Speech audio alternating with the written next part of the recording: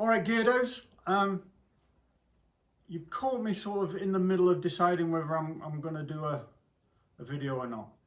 I mean, last year I was mad keen on them, and this year it seems like hard work. I mean, who knew you had to do all the editing and that?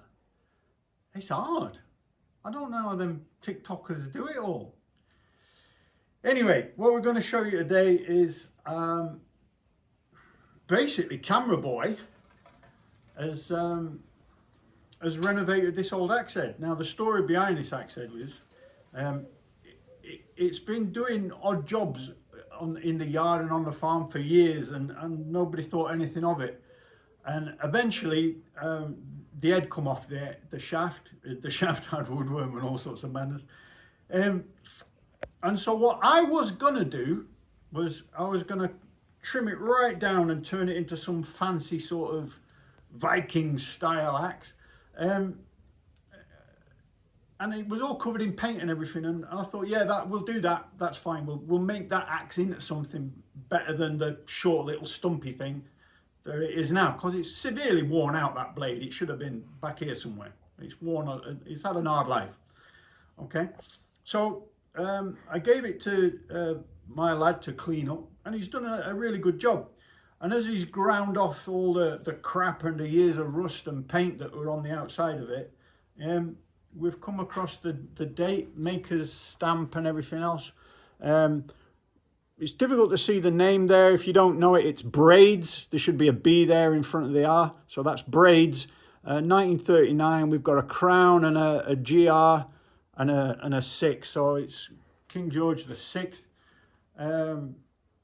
In 1939, so that's put me brakes on a bit, because I'm like, well, that's an 90-year-old axe, and it's probably nicer to renovate it a little bit than it is to chop it up and make it into some kind of Viking axe, when we've already got a huge collection of broken axes that we're never going to get fixed. Oh, there's my good axe that freaking boy broke the other day, but anyway, we'll get around to fixing that one. So yeah, this was going to be a fancy axe, and as it is, I'm just renovating it rather than a big cut job. What we've got to do today though is we've polished it up, made it a little bit neater than what it was. It was a right wreck when it started. I think at some point it's been in a fire to get the old wood out of the shaft while they've shafted it, because they have literally shafted it. The edge is really soft. It's not been tempered in years. So what we're going to do is we're going to heat it up, go through a few cycles of trying to normalize the steel, and then we just start again. Yeah, sorry about that, the camera boy died. Yeah, so what we're going to do is we're going to run through 3 cycles to normalize it, and then we're going to put a temper onto it. It's hopefully just that sort of inch of a blade there, so it's sort of it's going to be hard on the blade edge, and the rest of it can stay soft. With any luck, we'll see how it goes.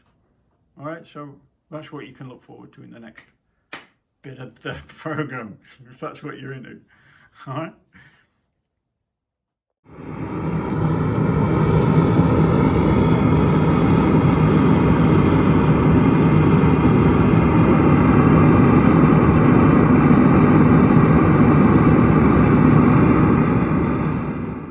Right, so that's that first cycle done. It's been heated up, sat on the anvil, gone almost cool at the touch. It's not quite, can't be asked to wait that long.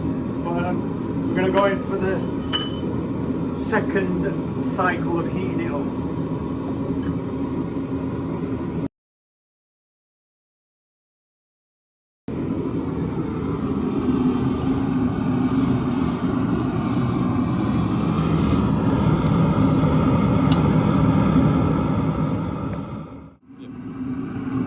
Right, that's it coming up cherry red on its second cycle. In fact, it's a little bit beyond cherry red, but it won't matter. Right. Now we'll leave that on the anvil for a bit.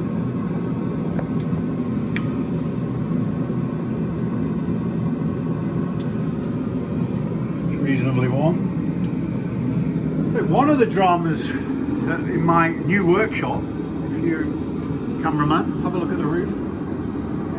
We put a new roof in, cracking new roof, got rid of the old asbestos. In fact, it's still sat out in the yard, but don't worry about that. We'll eventually find the money to get rid of it. Anyhow, we've got a brand new tin roof with huge, great skylights that really make it useful for working in here. You go into the hours of dusk, and it's brilliant because you've got loads of light. Only drama is that if you try doing any kind of heat treating, you can't tell what colour it is because it's so bright in here. Before it was dark and dingy, you could see when it was cherry red. But hey, swings and roundabouts, eh? While I'm burning gas, I thought I'd have a go at them railroad spikes that I said I'd make into a knife about a year ago, or 18 months or something. Anyway, Nathan, look, I've started it, mate. I told you I would, don't rush me. So that's the third cycle. It's the third cycle cooking there. Camera boy's nipped off to go for a minute, so I'm doing my own filming.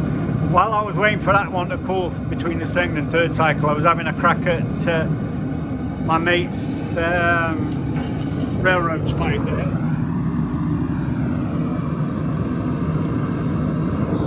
But I've got to say it's the first bit of forging I've done in a while, and I've decided to do it on the hottest day of the year. And yeah, pretty warm at the minute. And that's the third cycle of heating, so that it'll hopefully normalise the steel and we can quench it nicely. So my trusty assistant is going to do the quench because he's not done one before and he fancies a go at it. Look, he's got all his safety equipment on, look. Into the quench.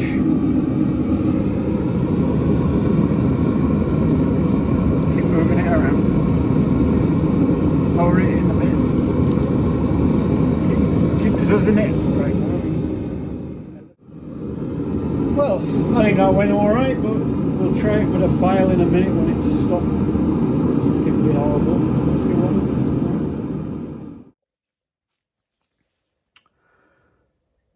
So I've run out of time to finish this off today, and I'm going to have to do it 2 or 3 days time when I've got a bit of work planned at home. So anyway, I've run out of time. And that's the finished result of quenching in oil. I think I'm going to leave it with that that carbonized, I don't know what you'd call it, that oil finish on there anyway, that burnt oil. I'm going to leave it on. It doesn't need to be a pretty axe. I'm not going to polish it up in any way. It's going to live outside anyway, so it's probably going to get a bit of protection actually. One thing I did notice was Energy Boy's filming didn't quite get the original stamping. So there you can see it. It's not the clearest thing in the world, but there's a B not quite legible there. But that's Braids. That's the manufacturer. 1939. That should be a G just there. I think you can kind of make that out. So that's George Rex and a 6 there, look, a V and a 1, sorry. George the 6th and a crown.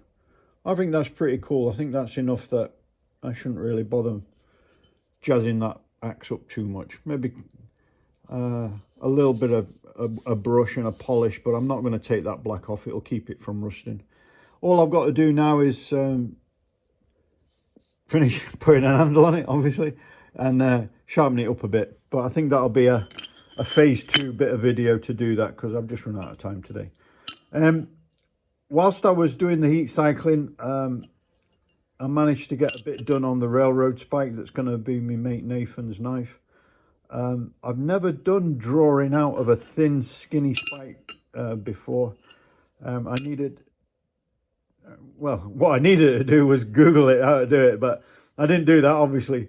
I've used my cross peen hammer to draw out that steel. Instead of just hammering it and making it get longer and longer and thinner, I used the cross peen hammer to draw it out, and then a fairly good smooth headed hammer to flatten it. There's a few little dings there that are going to be hard work to get out. I'm going to have to work on them a bit with the hammer, and clearly I need to draw it out a little bit more here. But the shape's kind of there. There's plenty of meat in the blade still. It's not like we're getting desperate yet. So there's plenty I can grind on if I need to, but I'm going to work on it with the heat first and get it somewhat straighter and a little bit more refined. I'm going to bring that out a little bit more. But anyway, it's a start. I didn't do anything with it for 12 months, so, you know, there's no rush, is there? All right. Thanks for looking. If you've got any comments, please put them down in the comment section below. Let us know what you think. It's always interesting to see what people put in there. Sometimes it's a bit weird if you're one of those Eastern European guys that thinks I live in a cabin. But anyway, I don't know quite what that was about, one of my fire clips. But anyway, let us know what you think. Cheers, guys. Ta-da.